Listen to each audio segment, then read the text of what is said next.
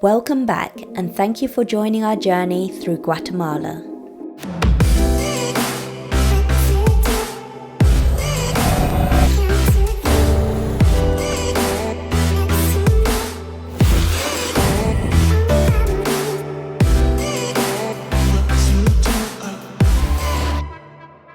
At the border we met Tracy, another ADV rider travelling the world. We decided to meet up again later, but for now it was time for us to head to El Remate, our base from which we would discover the ancient Mayan city of Tikal.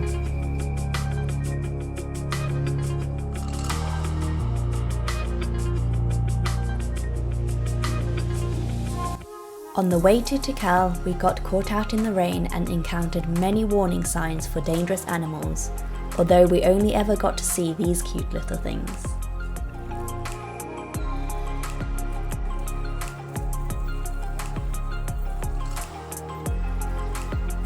Tikal is one of the largest archaeological sites of the pre-Columbian Maya civilization.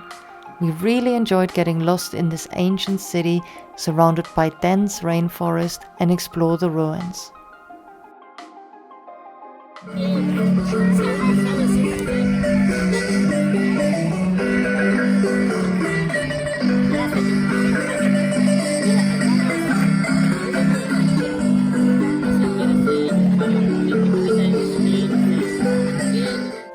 After visiting Tikal, we bumped into Tracy again and decided to travel together to our next destination, Semuc Champey.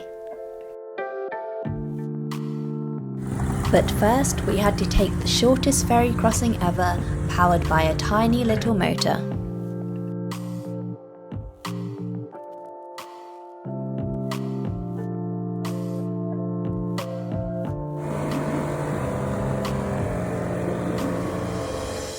It was fun riding with Tracy for a change. We were just meant to ride together for a day, but ended up traveling half of Guatemala together.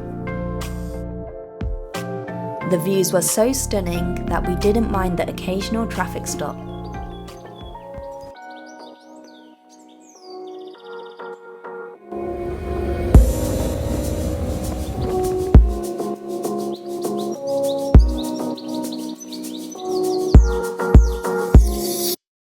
The last stretch of our journey was on roads like these. The road got progressively worse as we continued, but it was far from being the worst we'd encountered.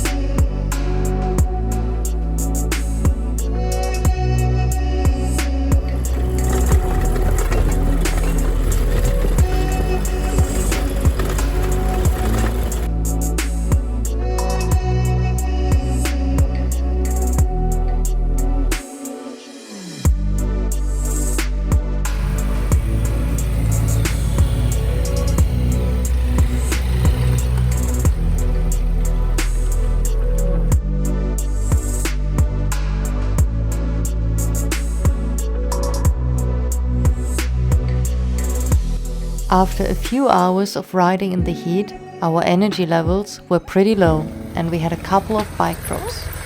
So we decided to take the local advice and stay in the next town Lanquin, as the road leading to Semuc Champey was going to be 10 times worse and very challenging on fully loaded bikes.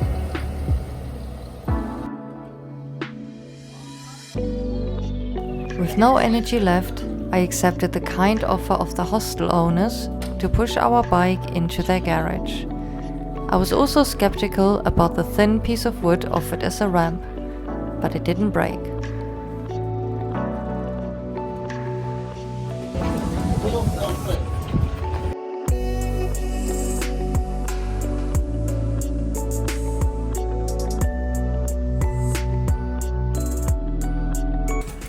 We were exhausted and sweaty, and we couldn't wait to relax.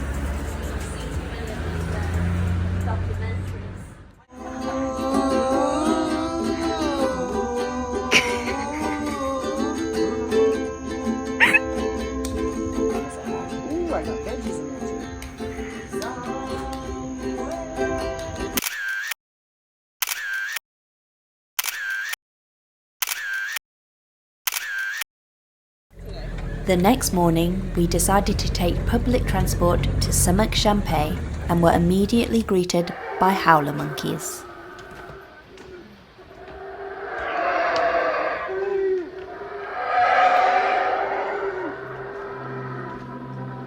Semuc Champey was absolutely stunning and totally worth the ride.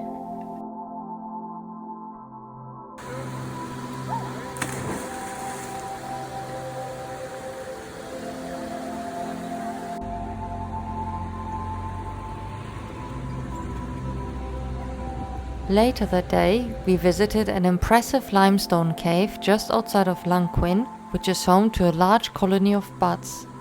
After sunset, you can see thousands of them flying out of the cave.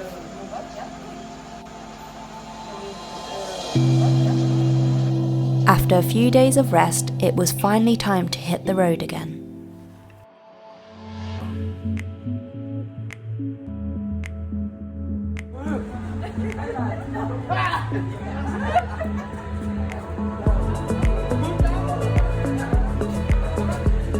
Due to a few days of heavy rain, the roads were covered in thick mud. Tracy wasn't keen to tackle the road back in that condition, so we decided to pay some locals, offering to transport the bikes back to the main road. This resulted in a broken luggage rack, which we got welded for a couple of dollars.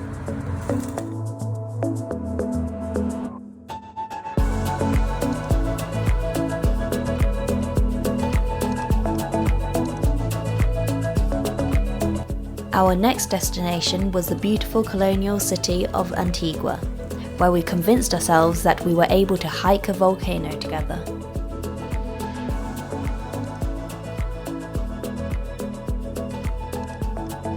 "7:15 a.m. We're waiting for transport to start the hike. Tracy's in very good spirits this morning. Fiona's got a bit of a she's had a cold, but we're doing this. Finsky. Oh, look, there she is. At the start of the group. Very fit. She's been lying. Just making it look easy. 30 minutes away from base camp. How are you feeling? Actually very happy that I've made it this far. I thought I was gonna quit. The views were getting better and better. And here we are, reached our base camp for the night, overlooking these volcanoes. This was without a shadow of a doubt the most difficult hike of our lives. Once we reached the top, we were overlooking Volcano de Fuego, which was erupting every few minutes. We couldn't wait until nighttime to see the lava.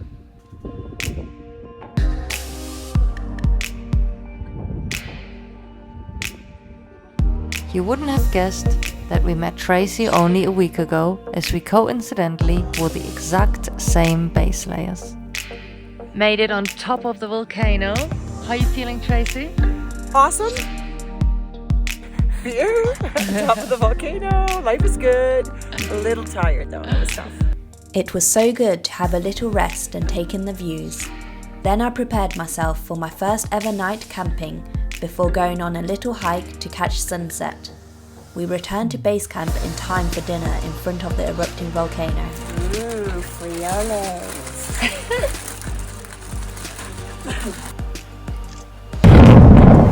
Oh my god!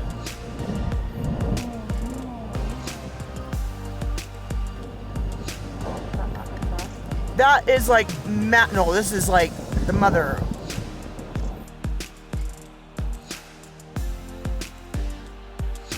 The volcano erupted roughly every 10 minutes throughout the night, and we were so happy to have such a clear view. At 3 a.m. our guides woke us up to climb up to the summit for sunrise.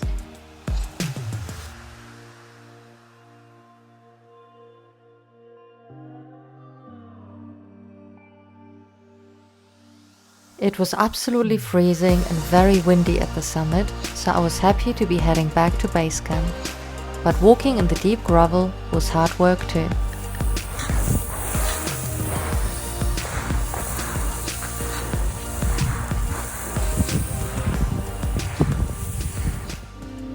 Back at base camp, we took in the view one last time before hiking down the volcano again.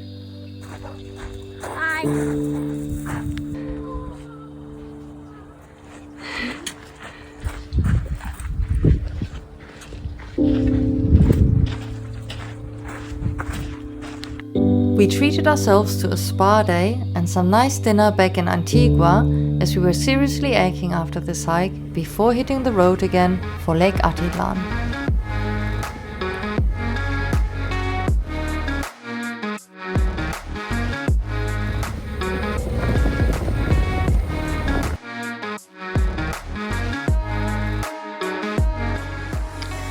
So the road suddenly ended.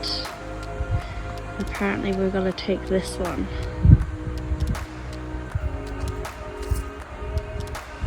Should be fun.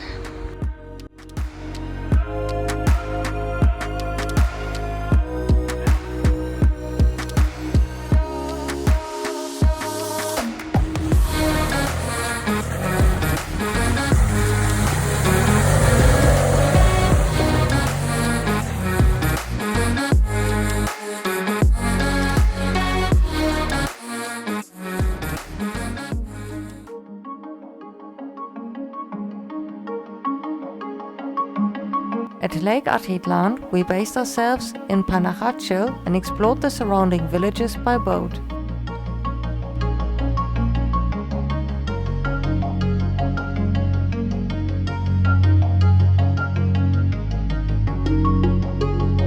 It was super relaxing spending a few days at Lake Atitlán, and we even caught up with some friends we made hiking up the volcano.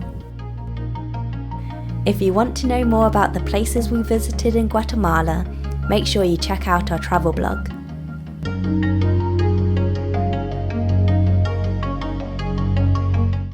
After leaving Lake Atitlán, there was one last place for us to visit in Guatemala, the only vineyard in Central America.